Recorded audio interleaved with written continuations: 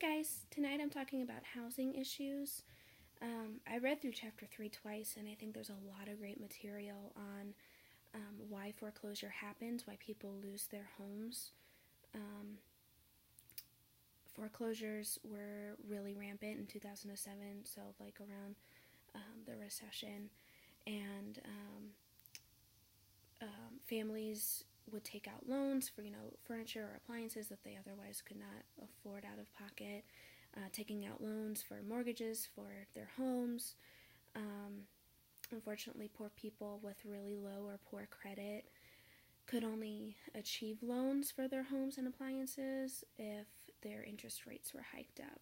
And what that did was force them to pay much more out of pocket in a very short amount of time than had they been accepted for a more reasonable loan, right? We have family friends who went through foreclosure twice. What happened was they were foreclosed upon once. The government took control of their property. The foreclosed property was bought out by a different family, right? That family decided to sell. The original family, our friends, wanted to buy back their home. They got a loan and were able to buy back their home, and they had known the family who had bought the home after them, but bought back the home. Well, turns out their interest rates were outrageous, and their home was taken away from them twice, foreclosed upon, because they just could not keep on top of payments, their mortgage. And it was really sad and heartbreaking and really destructive on the kids, and not something that the family intended on doing at all. They had this idea of the American dream, that they would be able to own property, partake in a business, and it just didn't pan out. Their interest rates were too high, their credit was too poor at that point, and their home was taken away twice. So we've been able to see the destruction. My family's been able to see the destruction that has, and it's hard. It's difficult. And I can't even begin to imagine what that was like for them, really.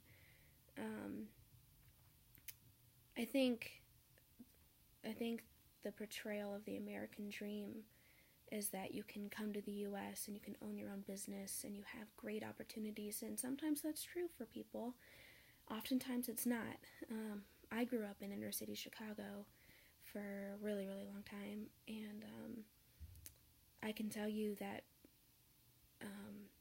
seeing my friends from the suburbs be able to have things and partake in things, participate in different stuff that I couldn't, was hard to understand as a kid.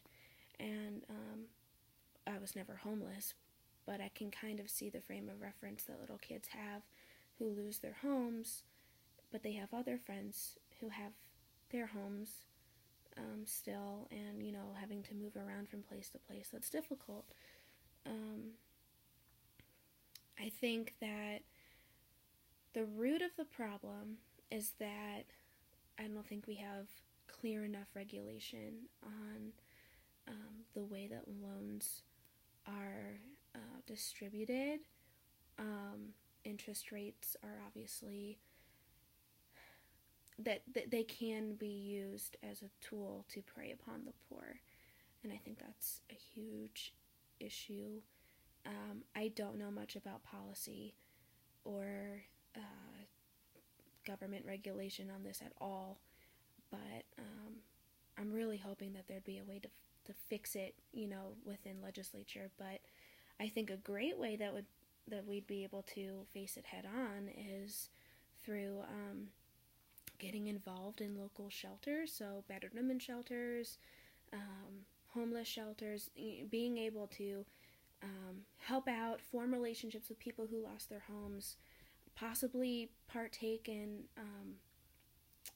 maybe forming classes, free classes for these people to take to learn healthy loans versus unhealthy loans, being able to build up their credit and encourage them to get back out there and try again, because it's not hopeless. Owning your home again, or a home again, is not hopeless at all.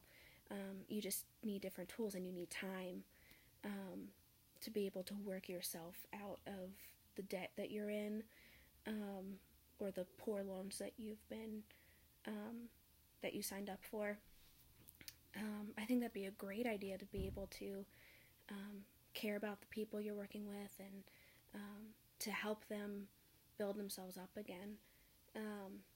That's just my 2 cents, really, and I'd like to read your guys' comments, and if you have anything to add, please let me know. Thanks. Bye.